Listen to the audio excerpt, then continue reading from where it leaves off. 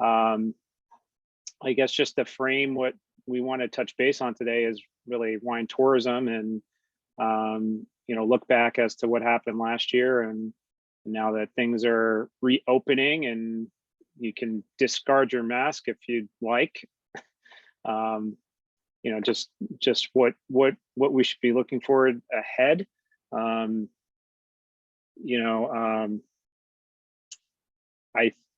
from my perspective, I think COVID taught some really good lessons about how we can elevate the experiences on our wine trails across the state. And hopefully some new ideas came to the fore that will be long-term. And I know, I'm sure Brittany, you can speak a lot to this, as many wine trails are very dependent on events for their revenue generation, and COVID really put a halt to all that for more than a year. And we had a couple of years ago invested in that wine tourism toolkit, because what we had noticed is that some wine trails were losing members because the events driven model didn't serve them well. It served the wine trail a lot better. So I think we still have work to do to fine tune these things, but you guys are the experts, and that's why you're on. And Kyle, we're excited that you've taken the helm at the Finger Lakes Wine Alliance, and we look forward to strengthen that relationship with you. And while you're not necessarily a wine trail, you're also a important player in attracting people to the region. So, and then Amy, I guess you'll have to speak to what's happening in Long Island and the Long Island wine country, but I know you guys did fairly well, despite a year ago I think all of us were like, what the hell is happening? Yes, a year ago we were going on 2 months closed in the tasting room. I think we opened up, I want to say it was reopened June 17th, I want to say is the date that sticks in my head. I'm not sure if that makes sense. Phase 3. Yep. So I guess we'll just kick it off with a little round robin, just what you saw last year and how you changed. And since I see Brittany has unmuted herself, I'll kick it over to you first and just share your reflections from last year. Oh, sure. So we, as Sam kind of alluded to, we had to cancel all of our big events after February. And we had actually a couple of new event ideas that we were really excited to launch, and then got the damper put on because of COVID. And Sam is right to an extent. The wine trail model of generating revenue is predominantly based on large special events. It's about 90% of my annual income. But I wouldn't say that it strictly benefits the wine trail. Having that income helps us keep dues relatively affordable while still able to really exercise a lot of marketing power because of that, collaboration. But we do know that events are not necessarily ideal for the wineries, although we did do our own study with Level 7 research and discovered that our events are actually a huge, really important funnel filler for our member wineries, especially during a slower time of year. We were able to find out through that study that the vast majority of those event attendees are actually first-time wine trail comers. So we know that the events model is powerful in terms of generating income first and foremost, but also generating new visitation to our member wineries, new customers. So we look at them as a lead generator. But we know that we have to diversify our revenue sources. So pre-COVID, we had actually already planned to do some strategic planning in 2020, sorry. And so we had just gotten the process started, and then COVID hit. So it timed up pretty serendipitously for us. And one of our strategic plan goals is to diversify our revenue streams. So we are working on that right now. Of course, the most challenging part is that everybody wants to find that silver bullet. And honestly, at the end of the day, I've talked to wine trail professionals around the country, thanks to the Wine America Strat group. And those special event tickets really are the silver bullet. So, we're not going to find something that's going to replace $250,000 in revenue overnight, right? So we're kind of dipping our toe in the water of a bunch of small things and kind of piloting some things and trying it that way. And then we'll kind of go forward based on what's really successful. People on this call who know me know that I'm always a crawl, walk, run kind of girl. So I'd say we're kind of crawling right now. you know, and we'll get to a walking phase, but you know, we're going to kind of crawl around the floor, try a couple things first, and then you know, walk with a couple that seem to rise to the top in terms of being potential for the future. In terms of what we did from a marketing perspective, we invest in a large scale digital media buy every year since I've joined the trail as the executive director. And we had plans to go into year 2 of that last year. We pumped the brakes on that because right as we were going to launch it, COVID hit. It was supposed to launch in March. So we actually transitioned the landing page that we had originally set up for that to a winery offerings page to really showcase what each winery was doing on the e-commerce side. And that really performed well for us.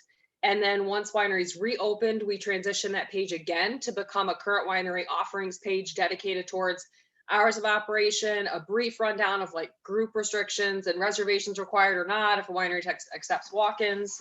And so this year, well, last year, we actually started that campaign and ran it from July through October and generated a ton of interest in our wineries. And so we are already rolling with another campaign this year, and again, directing it to that current winery offerings page. So it was a lot of just trying to support our members, serve as a sounding board, a strategy leader. You know, I did a lot of one-on-one calls with wineries, helping them sort of fine tune their websites and figure out e-commerce and things like that. So that's what we did on Seneca Lake. Nice. Thanks, Brittany.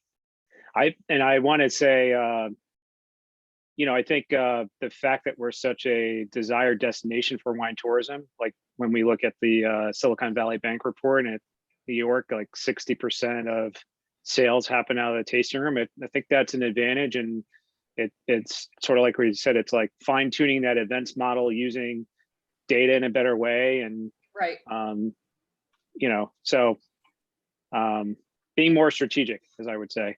Yep. Catherine, do you want to jump in? And we're just talking about, you know, what you saw last year and how things have changed, and what you see moving forward. Well, I don't have a whole lot of extra to add. We've also kind of tried to restructure our events. That's our main revenue source. So we didn't see any revenue last year, but we can't sustain on just the membership dues alone, and we really can't raise them. I think, so this weekend is our last weekend for that event model, and they've been relatively successful. We'll weigh the pros and cons on that once we get through it. Marketing wise, because we didn't have much revenue, we didn't have much extra we could do this year. We were kind of just trying to get by in 2021, much like everyone else. But I think the wineries did really well. There's a lot of local support, and I think they were really pleased with how well they did. And, you know, I'm sure everyone's heard it, that this was a welcome change that all the wineries needed to not undervalue themselves as much as we used to. I think they're really optimistic for the future. That's about it. I missed the question because I forgot the call was going on because I was delivering plants. No worries. You have a beautiful display of plants behind you. Oh, I'm thanks. jealous. Yeah. All of mine seem to, they have decided to die. Time to replace them. Kyle, I know you've worn a lot of different hats in the Finger Lakes, but just curious about your perspective. No, sure. It's, yeah, coming from, you know, when the pandemic hit last year, I was still here at Sheldrake, and, you know, watching wineries firsthand, you know, take it and run with it as the opportunity to make the shift in the tasting room business model that I feel like the majority of the industry has always wanted to do. You know, moving away from the 5 deep at the bar with the glasses waving, and, you know, the big tour groups that don't actually do anything except mess up your bathrooms and require larger staff numbers. To Kyle, you and I have no experience with that, right? Oh no, not at all. It's such a lovely thing to see this shift and have wineries realize that this is something that, you know, is not just sustainable, but it's actually better. And, you know, we knew that nobody really wanted to be the first one to jump off the cliff, but now that everyone was forced to, you know, it's an unfortunate thing to be forced in this way. But, you know, all the wineries that with the Wine Alliance that I talked to, most of them invested heavily in the shifts that they made in their tasting room, whether it be with new furniture and fixtures or serviceware, or just the, you know, the thought process that went into how they take care of people. They really upped the hospitality game. And I think that that's probably the most important thing that the Finger Lakes has going for it right now. You know, I feel like we've worked really hard for a long time to make everybody feel like we're legitimate. And now it's obvious in the experience that we have at the wineries, that this region is serious, and you're going to see a similar, you know, experience at the wineries here as you would in, you know, Napa, Sonoma, or other regions perhaps that might, you could say, have more money than the Finger Lakes. But, you know, for the Wine Alliance itself, watching from, you know, because last year I was with the winery, the shift to virtual events, and then we did virtual Riesling camp again this year. We had an opportunity to reach people that were so much further afield that would not have been able to travel here.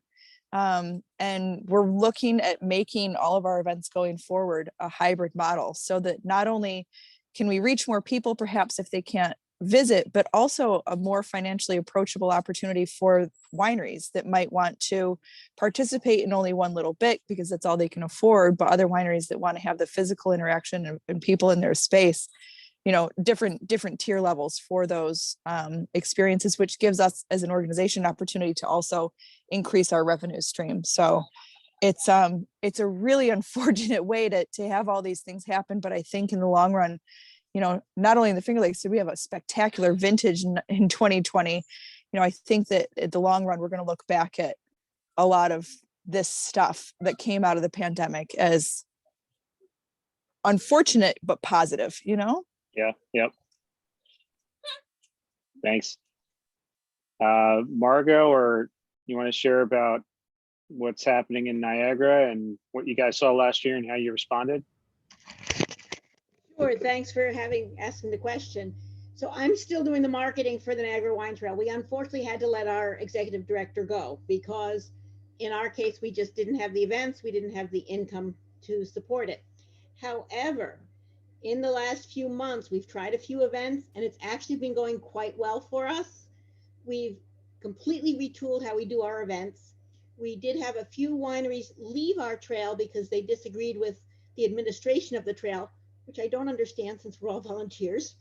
But those who are left are saying, how can I help you? And every meeting we have, it's how can I help you? What's working for me? What can work for you? So we're still doing our tasting seated. Our Valentine's Day event went well. Mother's Day, we only sold maybe 100 tickets, but the sales per person were fabulous. And that's what we're capitalizing on now. We are doing a couple more programs. We have our spring wine pass going. So somebody pays $30. They can visit whichever wineries want to participate, completely voluntary. They get three tastings at each winery. And some of us are doing a deal, but we've sold 250 of those at $30 a piece. So we're finally getting some income and getting some things going. And right now, I heard what you were all saying about limos. Yep. In fact, I think my staff will kill me if I say limos again. We have a spreadsheet on our webpage, and there's only maybe 4 wineries that will accept limos on our wine trail. So that's what we're doing right now. How are you collecting the stats on sales? Is that the trail members voluntarily sending Yes. that, or you? Yeah. Some members are a little more reluctant. So what we're asking them to do is tell us, are your per person sales or are the bottles, you know, however you gauge your sales. And when we do our round robin at every meeting, we have at least 3 Zoom meetings a month right now, 1 regular meeting, and I have 2 marketing meetings. Round robin, how's it going? What do we need to do? How can we help you more? And everybody's reporting that as we're doing more joint things, we're doing some more advertising, things are going well. Great. Sam, as Finally. you know, talking about, you know, sales per person, the Seneca Lake Wine Trail and other wine trails, actually, Cayuga Lake participated in a benchmarking survey study with Farm Credit East. And I actually just ran the numbers because I got them through April. And it definitely seems like we're seeing a different type of wine buyer. or at least different buying habits. And when I ran the numbers, despite being about 50% behind year-to-date visitation compared to 2019, I went back to 2019 because last year was not normal. That was like the closest normal year we have recently. April 21 wine sales outpaced 2019 and 2020. And year to date, average tasting room sales are above even the highest previous year of the last 3 years, which was 2018, by about 7%. So that data suggests that wineries are making more sales per person through their doors. And I'm super interested as a marketer to continue, tracking that as the year goes on. Part of what we're seeing for that is people are staying at the winery longer because they have to sit down to taste. They just park themselves. They're going to sit there and visit, and it's that extra bottle or two out the door as a result. Yep. I just saw you guys had a promotion. Niagara, did it go through earlier this week? I'll just say the creative that you guys are doing on your email marketing is really outstanding. So I guess that's all you, Margaret. It's me and Liz Maltita also. She's the one I tell her where I want to go, and she somehow makes what comes out of my mouth work. Nice. Jean, you want to give us an update from Cuca Lake? Sure. I'm up in the office. It's not very scenic up here. So we, let's see where to start. I think as far as wineries go, and last year, in the end, wineries found the year very successful. The question was the wine trail without the events to bring in the funding for the trail was hard to justify. And then wineries changed their tasting, the way they did tastings, and our members are not super thrilled about we have various members that are not very interested in doing the events that we used to do because they've changed things. Their tasting fees are higher. They're doing reservations. I mean, things that we're all seeing. So we've done a couple of programs. We've done the packs. I know Cayuga, you've done those where we're combining wines from the different wineries and shipping them. And that has brought in a little bit of income, been good, good marketing for us. Our marketing's been excellent. I wish we're a smaller trail. We have 6 members at the moment. So we don't have, and our membership fees are very low. Something we might want to reevaluate, but we don't have the wherewithal to have, I'm volunteer. Our marketing, a Chelsea race is on a very limited amount of time right now for us because of the hit, of not having the event income from last year. So we did the PAX program, and we're also launching our digital passport tomorrow. We've done the passport in the past. We've had a lot of requests for it. We're looking forward to getting it out. We had hoped to get it out earlier. We had a little bit of hang up with a member who was going to join and then decided that they didn't want to do the passport. So by the time we got a hold of that member, we were, now we can actually launch it tomorrow. That'll be $50, and it will be a standard wine tasting at each winery. So we're looking forward to getting that out.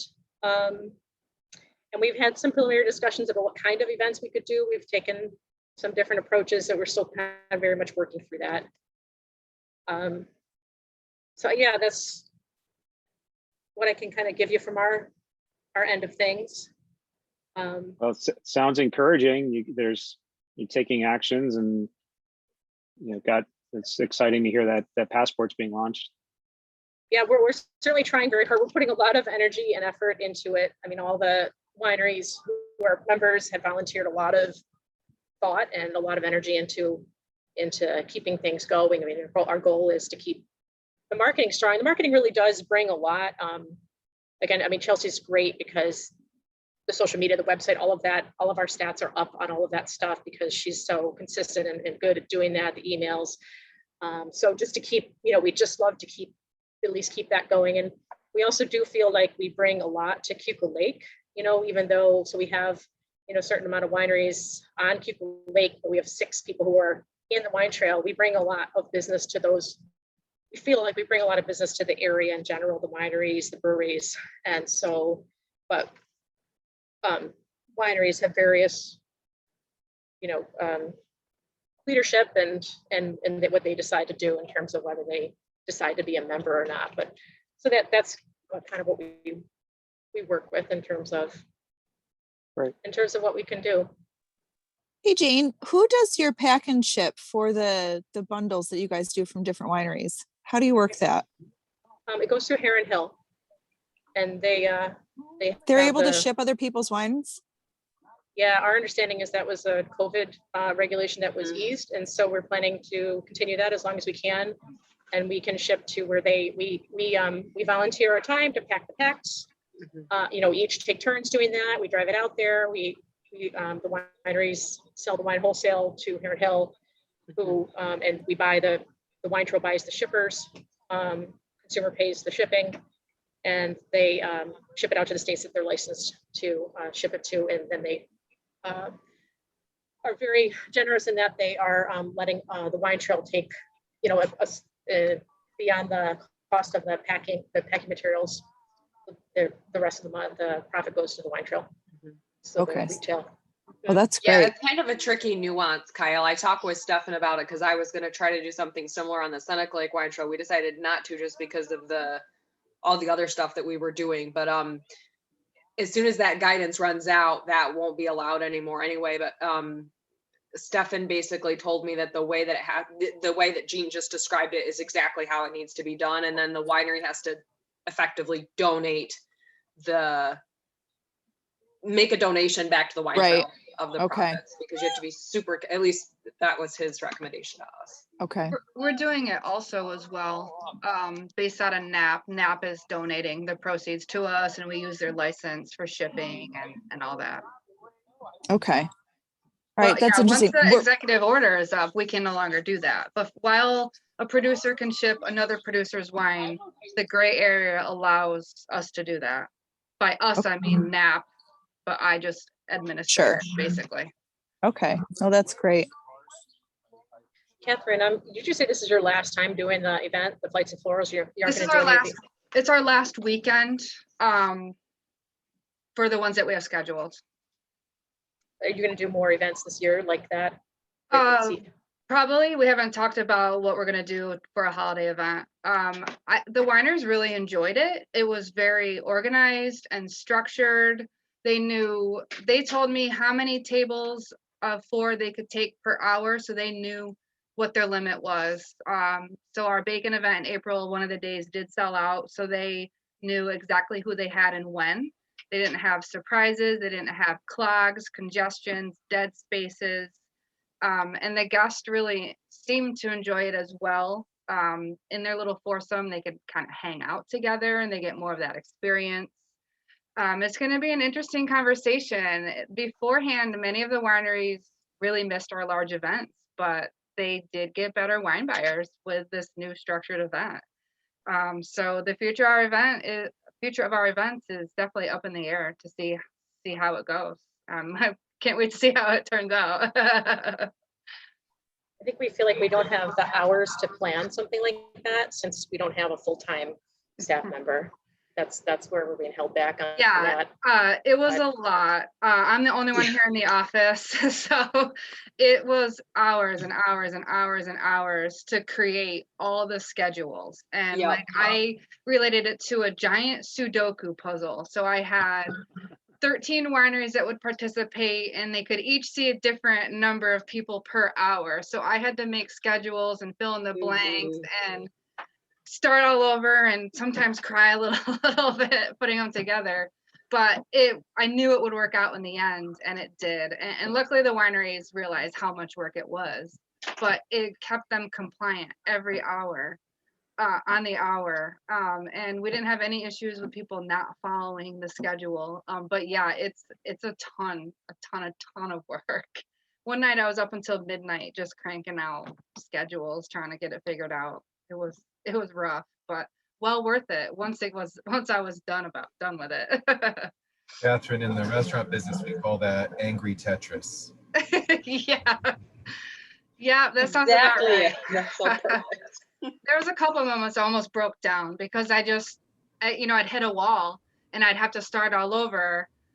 It was difficult, but I got it eventually figured out. But it was worth it. I mean, we as a trail, the event cost more to participate in, but we made good money off of it. Not quite as much as we would have if it was our large event, but it was still, you know, a good amount that helped out with our budgetary issues. But the wineries are happy. They don't love our old events. It was what they call the necessary evil. It was herding cattle, as they also described it, because it was just, you know, people bellied up to the bar. But this fits their new wine and food experiences and stuff like that. So them being happy made me happy, because before I would just host these events that I knew they didn't really like doing, which disgruntled me. That's great. And everybody's evolving. Yep, for sure. Could you talk a little bit about I guess you call it a podcast, but you were doing those, going on Finger Lakes One and doing the tastings. Those are pretty Yeah, cool. sure. So Finger Lakes One is a local news source in the area, and every Wednesday they do a podcast. And one Wednesday a month I go on, and we call it Wine Wednesday. It's been about a year and a half. I started just taking wines on to sample, talking about the wines, the wineries. Then it involved, I think I brought on a full Thanksgiving feast, and I paired different wines with Thanksgiving. And then I took on cookies and paired cookies and wine. And then I took Cinco de Mayo, and it's just getting out of control a little bit, but it just shows how to use the wine. We get an okay viewership, 200-300 watch in the moment because it's live. But it's a lot of fun, and it's just a way to get out there and to still be relevant. You do a really great job with those, Kathy. Thank you. I'm running out of some ideas. I have one next week, I just remembered, but usually I do it on the fly. It's a lot of fun to do. It's different take. One time I did a blind tasting, and I made them guess which wines that they were sampling. So it was definitely a lot of fun. I watched the Thanksgiving one and got some good inspirations on wines to pair with my dinner. So Good. good job. Yeah.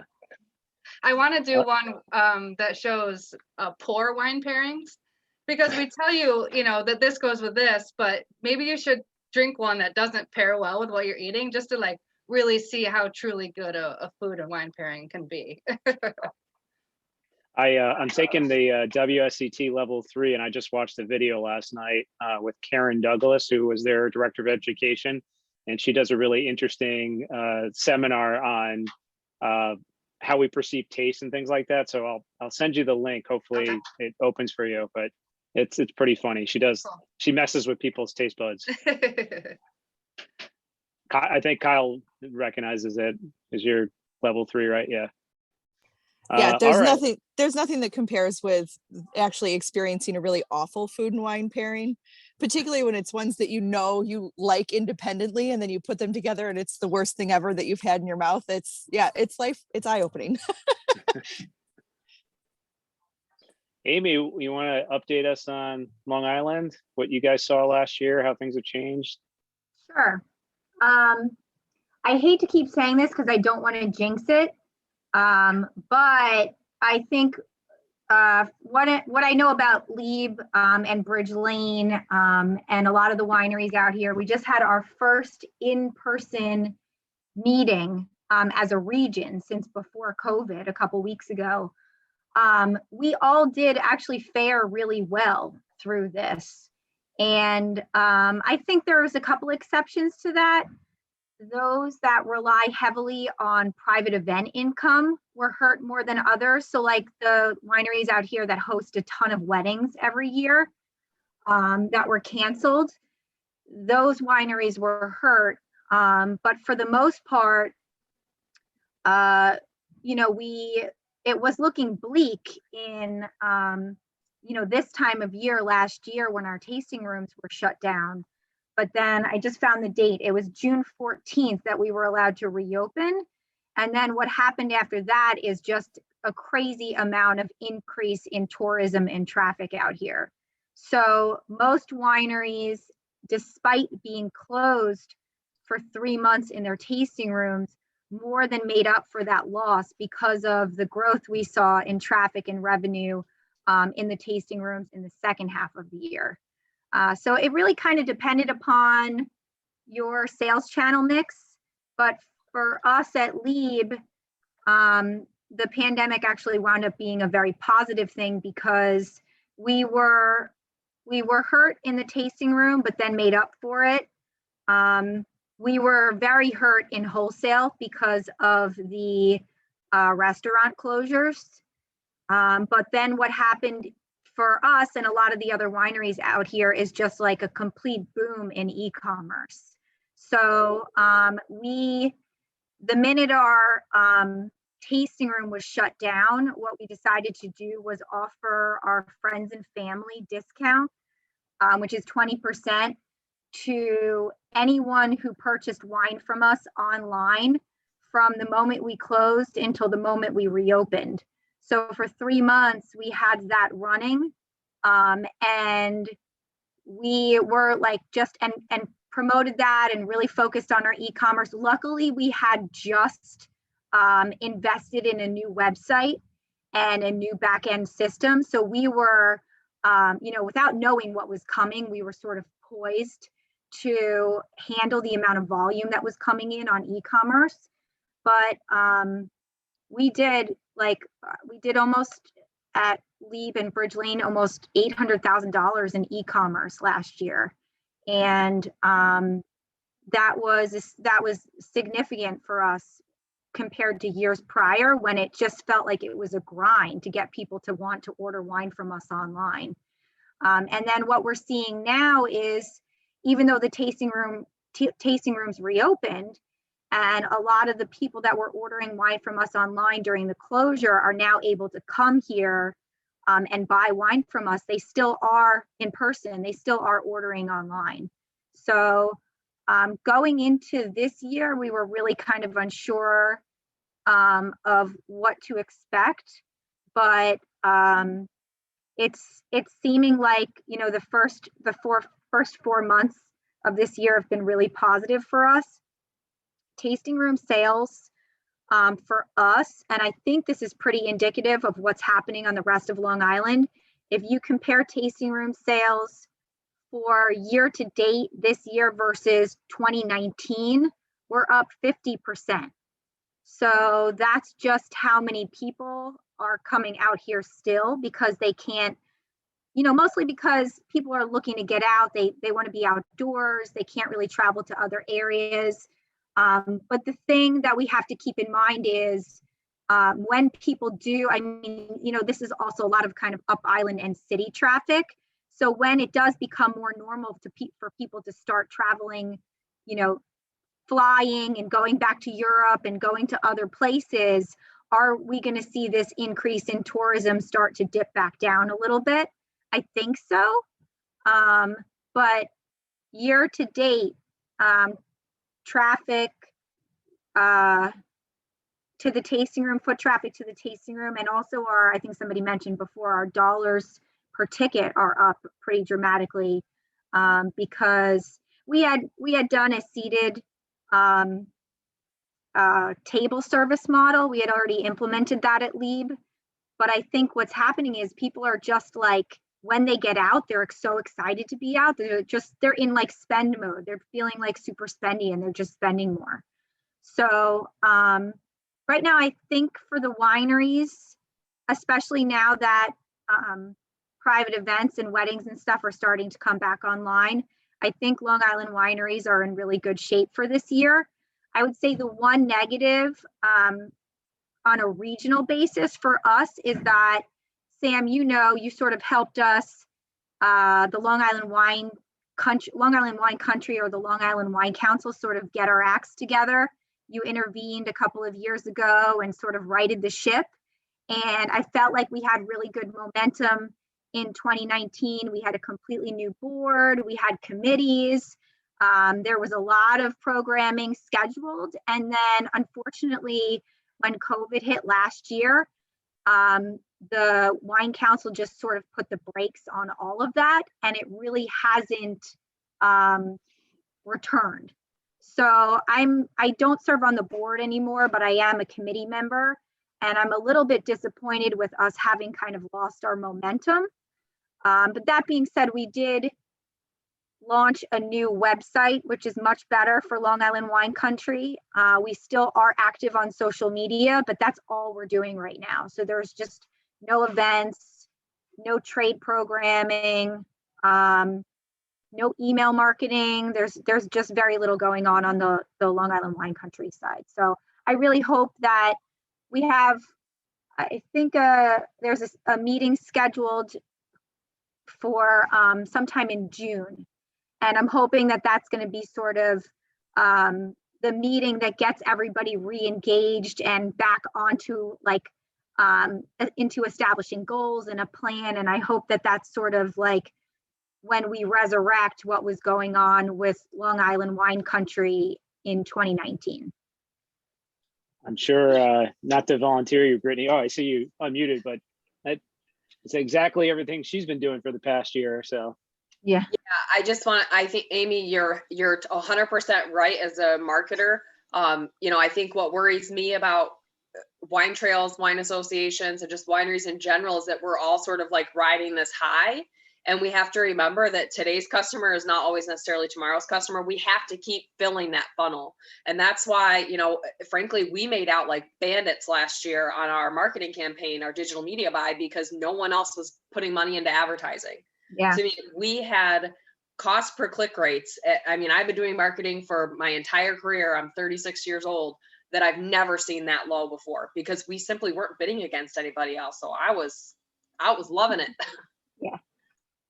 Yeah. I mean, I hope it's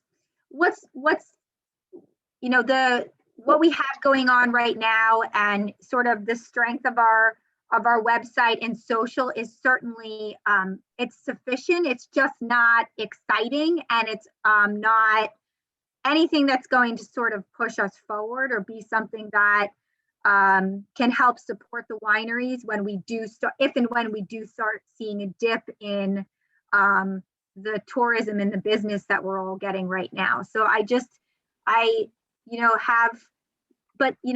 it's hard because we have like 2 part-time staff members, and then the rest is volunteer winery board members. So it's like, it's just kind of one of those things where I'm like, okay, guys, let's do more. And they're like, okay, so do it. And it's hard to push and want more when, everybody's just volunteering their time and doing the best they can. Thanks, Amy. All right. Kim, are you with us? Kim Wagner? You got any reflections from the Hudson Valley you can share? Or Shawangunk? Shawangunk? Well, Restaurant Supply Co. is your #1 sponsor now for potato chips and pretzels. Yeah, but not anymore now that I don't have to give food away anymore. So what I would say is, all of our events are done, like shut down for now. We continue to have a passport.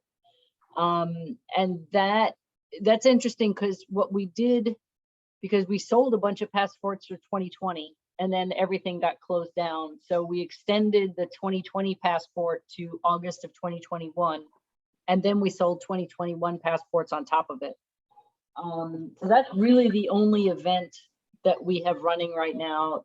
I mean, just the last 2 days with the whole mask mandate, everybody's still kind of confused about how they're going to run their tasting room and whether or not they're going to let people inside. We've got several wineries that are outside only since COVID. So I think it's still a jumble, but I 100% agree that we were a little fat, dumb, and happy last fall.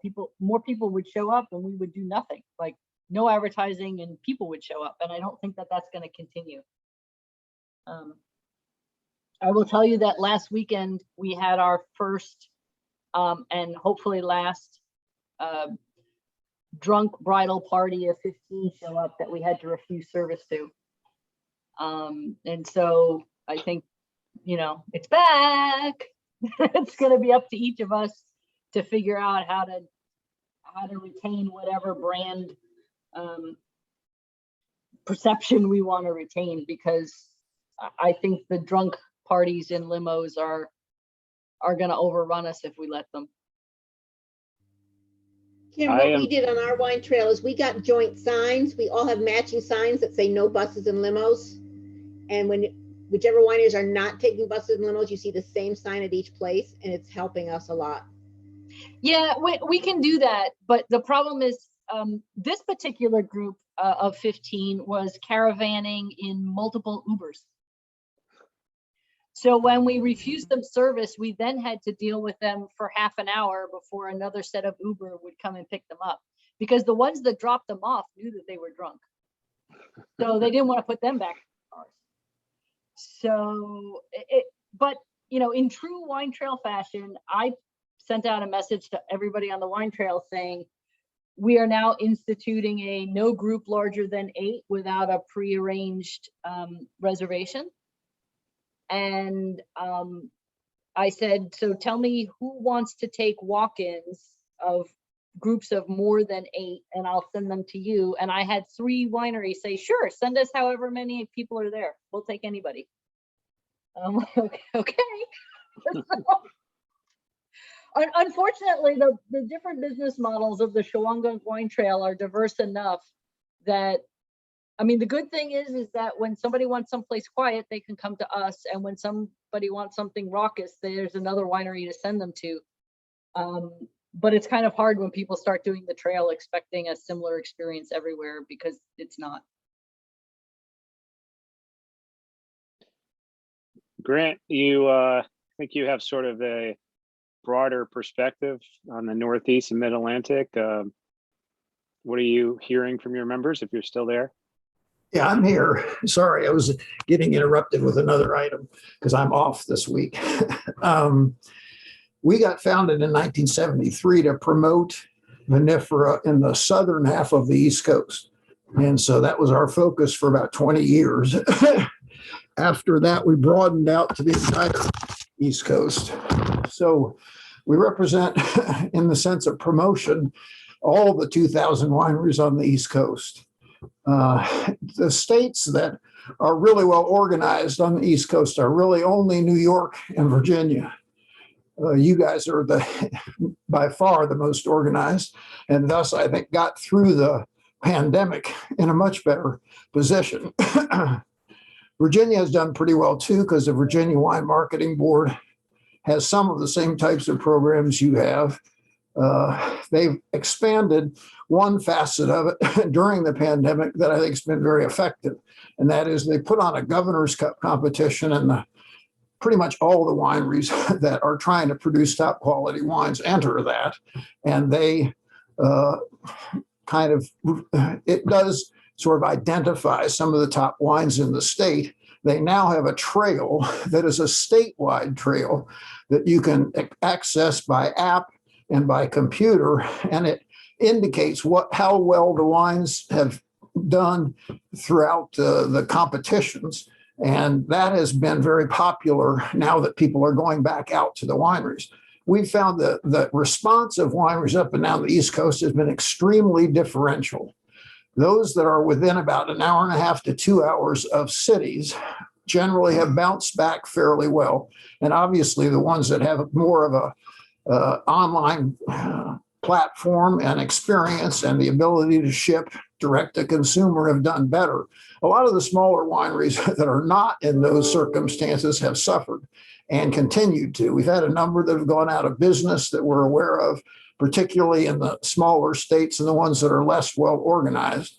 Our funding comes from a wine festival that we've put on for 45 years, and it's a good money raiser situation. And we didn't do it last year, of course, because you couldn't, but we are doing it again this year. And that supplies all of the revenue that we need to do the promotion that we're doing, because we mainly do that in 2 ways. One is social media, where we're very active and try to promote all the wineries up and down the East Coast. But then we do pouring events around the country.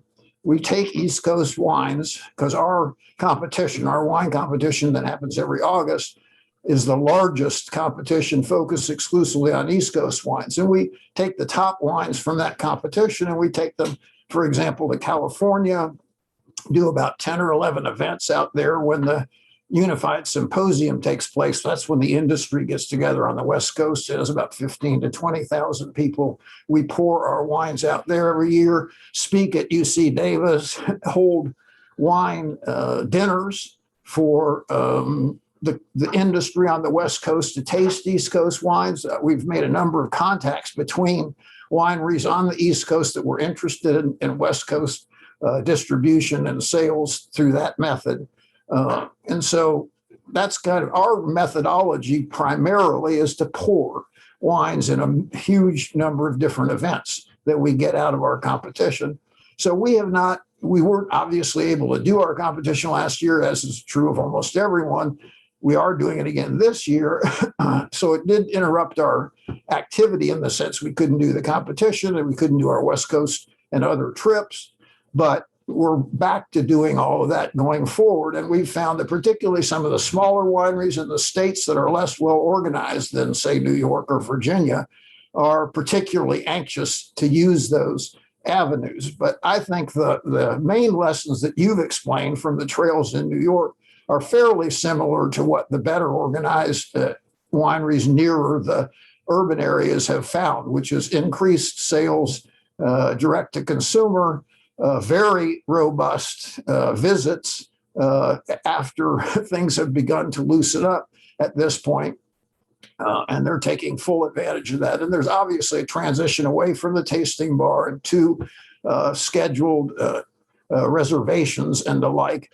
Obviously, the wineries that depended on events have been hit fairly hard, although most of them are fairly well organized up and down the coast, and so have been able to weather it, even though they haven't done quite as well. So I would salute what you, Sam, and the folks in New York do. I follow your activities quite well, and we have a board member up there, Steve DiFrancesco, out at Glenora, who's a member of our board. He keeps me in touch as well. I think New York is ahead of every state on the East Coast, and our Virginia is somewhat close. A lot of the other states are nowhere near as well organized and have suffered quite a bit more than I think you have because of your efforts. Thanks, Grant. Cassandra, I know you're just joining. We're just touching base on what you saw happen last year, how you guys have changed, and what you're looking forward to in this upcoming tourism season. And I know you've lost a giant in the Fly Creek cider mill, so if you're there and available, we're eager to hear from you. I guess maybe she stepped away. Joyce, I know you guys haven't opened your tasting room yet there, but I don't know if you have any reflections from the Upper Hudson. Oh, there's Cassandra. Sorry, were you talking to me? Yes. Oh, hey. Hey, we're just touching base on just what you saw happen last year, how things have changed on your trail, and what's happening for this year as we're reopening.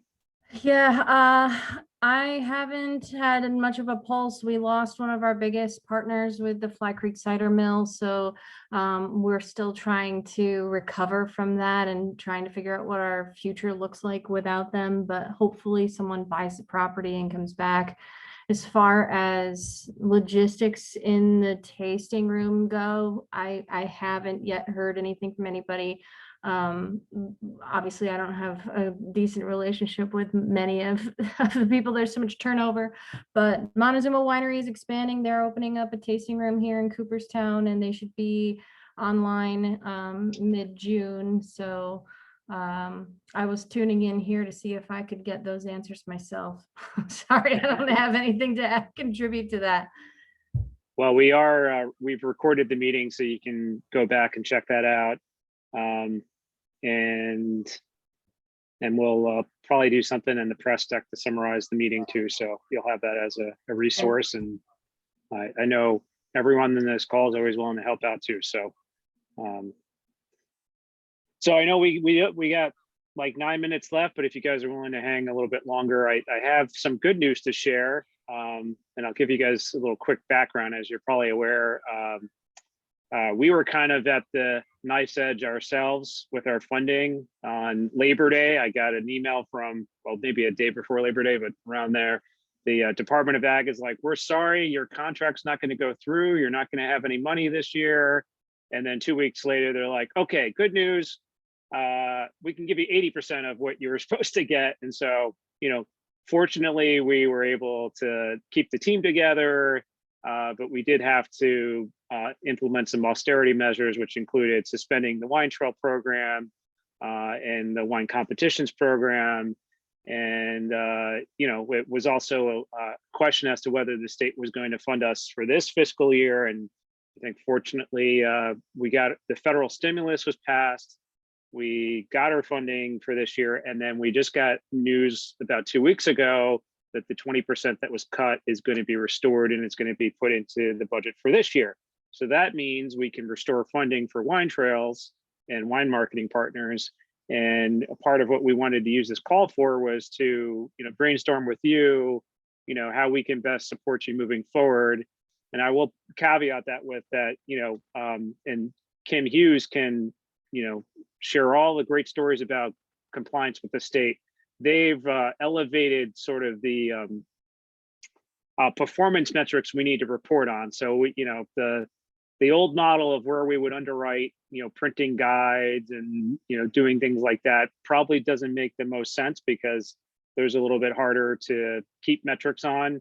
And we're really more inclined to do things that are strategic and innovative and, really help you guys be stronger for the long term.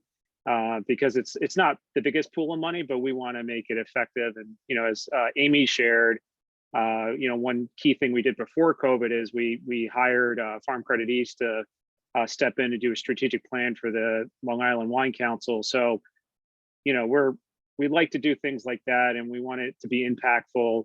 I know, Gene, you reached out to me a couple months ago saying, hey, we want to do one of these virtual tastings. Can you help us get a brand ambassador? So, one thing we've kicked around as a staff is, setting aside budget for each wine trail to be able to bring in a brand ambassador to do a virtual tasting of your members' wines.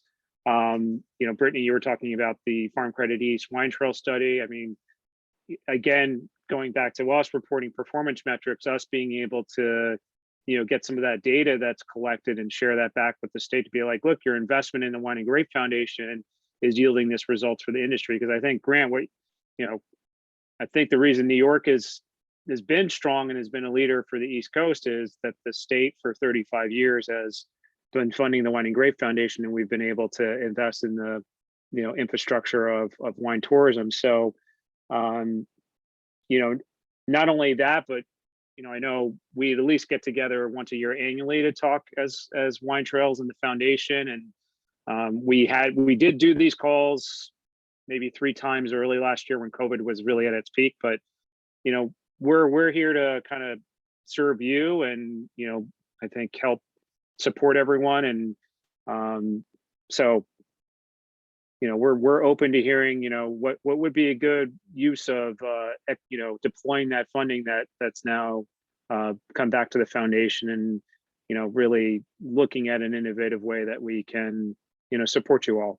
And Val, I'm gonna just kick it to you quick because you're a little bit more eloquent on this than I think I am. I don't know if anyone's ever called me eloquent, but thank you, Sam. You're awesome. Hi everybody. I'm not on video because I have some wonky Wi-Fi. I keep getting kicked off, so I'm gonna just shut that down for now. But I just wanted to say hi to everybody. I mean, yeah, Sam's right. I mean, we have as a staff, and certainly taking into account kind of what we've heard from you guys over the year, and where we were going with the wine trail program even before COVID, really kind of narrowed in on some ideas. We would be remiss if we didn't kind of take the opportunity that a very bad situation, frankly, to Kyle's point, right, has given us in terms of the ability to be flexible and understand that it might not be as scary as we thought. So the opportunity to shift the tasting room model is an opportunity to maybe shift our virtual and kind of collaborative model potentially in the future as well. So, I've listened to this kind of round robin, and I think it's amazing what you guys have done over the past year, and each wine trail is doing their thing and has experienced some successes in various amounts over the year. But what would happen if we took the assets that the foundation is building and the marketing plan that we're hoping to roll out and the channels that we're building and the media partnerships that we're investing in, and really strategically work with you guys on what you're doing? Like, what impact could that make? Somebody mentioned that the silver bullet people keep coming up with is events. I would like to expand on that. Like, how can we bolt on something that's a little bit more scalable, right? That doesn't necessarily rely on that kind of in-person component, or just rely on that in-person component. I think we've seen that it can be done. Like, we've seen these pilot virtual programs work, right? That's the whole point. So I guess, long story short, to do what you guys just said, to fill that funnel, because things are changing. Like, the market factors are changing. People aren't going to continue to just come to Finger Lakes or Long Island wine country because they can now go other places. So to, piggyback on what Kim Wagner said, how do we retain that branding for that elevated experience and make it a place you do want to come? So, we've kicked around ideas of small investments in helping you with hosts for your virtual events, also co-promoting through our channels, or maybe hosting it ourselves for the wine trails. So maybe mini grants in that way. And then we also kicked around the idea of, we've invested in a partnership with Farm Credit East for wineries, and certainly getting everybody's data through the benchmarks program would be great in terms of wine sales and wine tourism. But what about benchmarking kind of wine trail business models and having that kind of peer group talk to each other, and potentially coming out with a mini strategic plan for wine trails and how we all work together? That's one idea as well. So I just wanted to put a little bit more detail around some of the ideas, but want to certainly take your feedback and hear more as to what you think might work. I want to add one more thing, which may be an entirely different conversation, but from what I heard, I've been hearing is just across the board, the demographics of people that visited wineries over the past year has changed. So, like a winery in the Hudson Valley is like, we've never had guests before from Queens or Brooklyn and various parts of the city that, and people would come up to this winery and say, wow, I didn't realize how beautiful the Hudson Valley was. I definitely have to come back. So, to Amy, your point, like, well, when people are going to be able to start traveling again, they don't need to stay in New York. I mean, I think that is a customer base that we'd want to retain and to continue developing loyalty with. And they're, to Kim's point, they're not just going to keep showing up, so how do we keep engaging that demographic that has changed? So maybe a different question from what we're asking, but, I think that was sort of the purpose of the wine marketing tourism toolkit, is that we could be more specific and targeted with the different audiences we're trying to reach and to develop loyalty with them. So Amy, I see you unmuted yourself. So yeah, I mean, I obviously these are not well thought out ideas, but just talk, if we're discussing like, okay, we have this extra money, we have extra resources, like what if we can do anything, what should we do? I mean, I always come from like sort of a marketing perspective instead of like research or financial, but it seems like, obviously, like the New York Wine and Grape Foundation is the only organization that has the ability to like engage and organize every single wine region in New York State.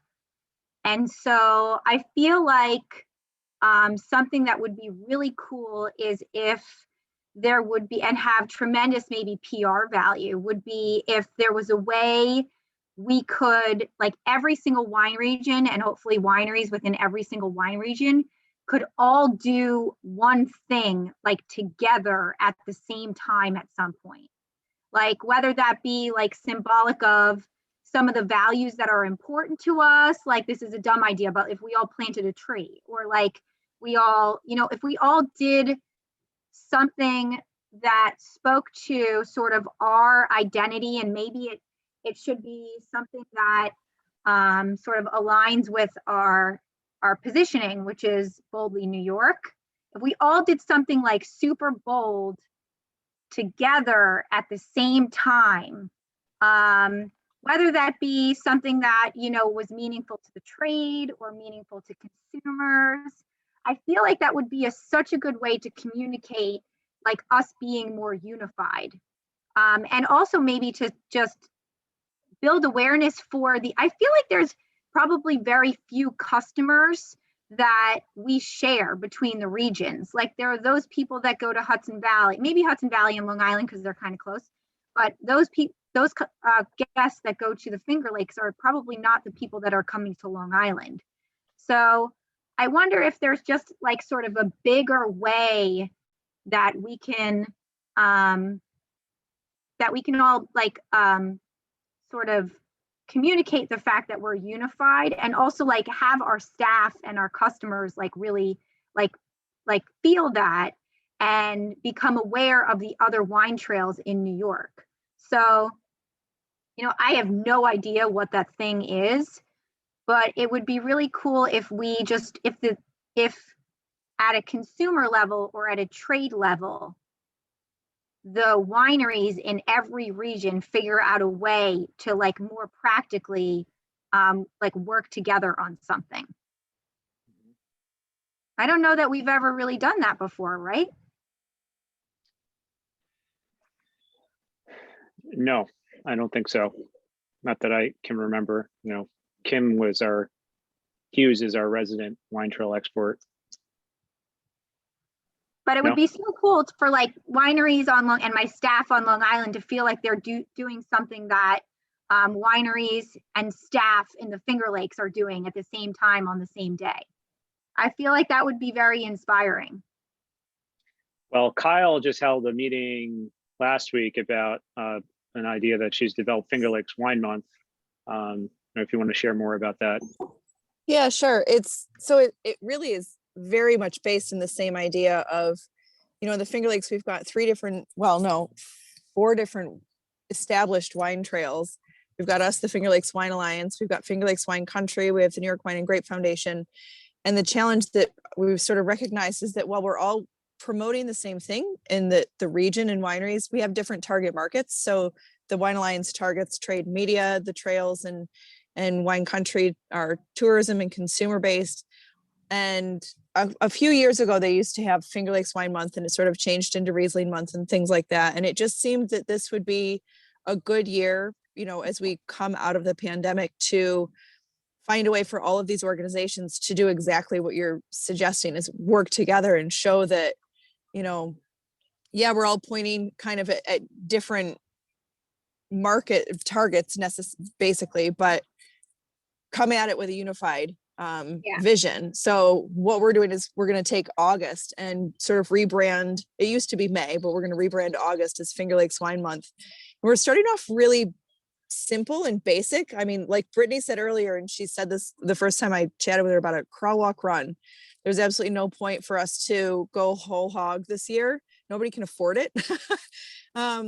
And we're going to meet again on Monday to kind of go through some ideas as to how to get everybody engaged. And the one concern that a lot of wineries have expressed so far is the thought that this is going to tax them financially in a year where they can't. And we're going to work hard to make sure that they know that we're not asking them to do something special and do something different and do something, you know, that they can't either afford or that they can't handle with a staff. If they're doing something in August, you know, a concert, a dinner or anything, just use the Finger Lakes Wine Month as a branding tool. And we're going to build on it from there. So it's not quite, I love the idea of something that just shows that the state is, you know, all the wine regions in the state are doing something at the same moment. And you make a bigger splash that way, I think. And that's kind of the way we're looking at Finger Lakes Wine Month, by having all these organizations work together to hit those different target markets. So I don't think planting a tree is that stupid an idea. That spitballing ideas like that is where stuff like this actually takes off. It's just throwing a bunch of weird things out there that you feel like, you know, it just sounds funny coming out, but those are the way the right idea in the end is generated. You know what I mean?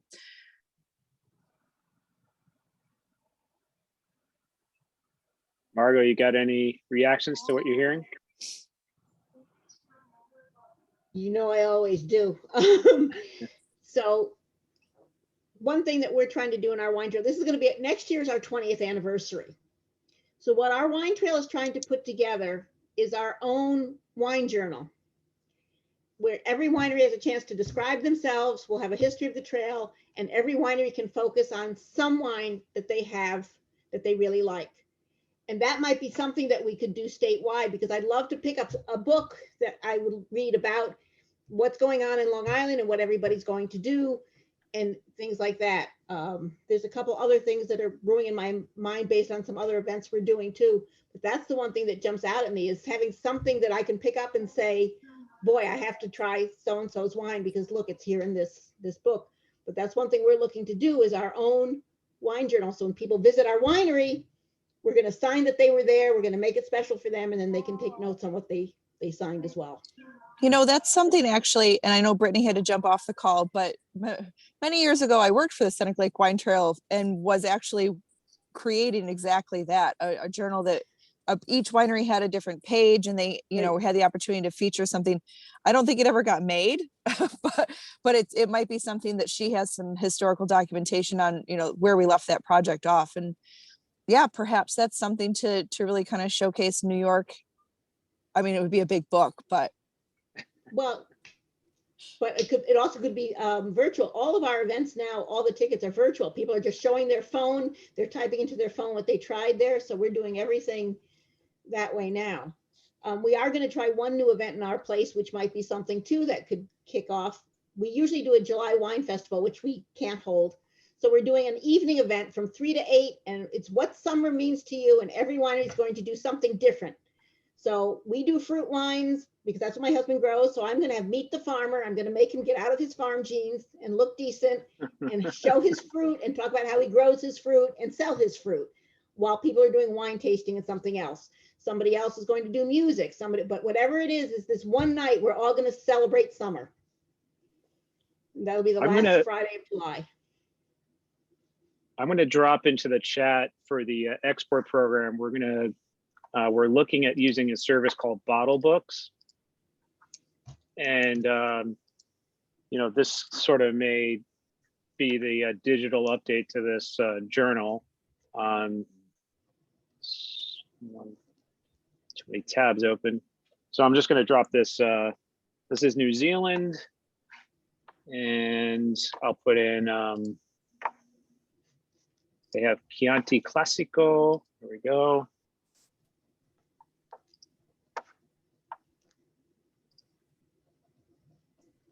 And I see Jean, she said prioritizing digital marketing would be valuable to them.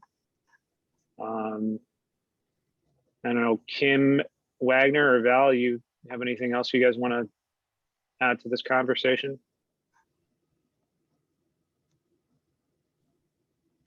No, I'm all set. Thank you, though. All right.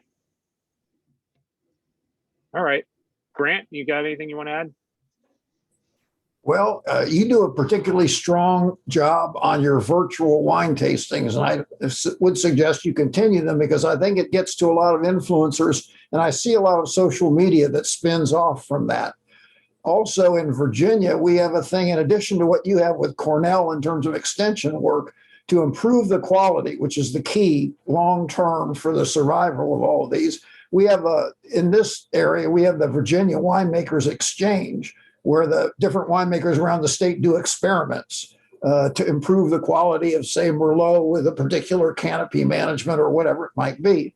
And that's been particularly helpful. So we try to encourage cooperative events like that. I do think for your wine trails, one of the things that some places have begun to find useful is the creation of apps, so that when people are traveling among the wineries or to a region, they can contact and get current information about the wineries there on their phones.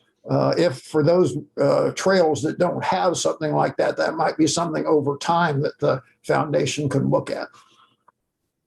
Yep. Thank you.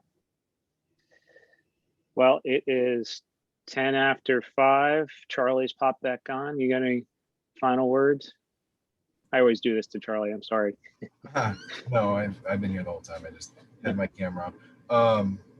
Anyway, no, I don't really. I just, thanks everybody for being here, and it's great news that this funding is available, and I'm sure it'll be put to good and applicable use.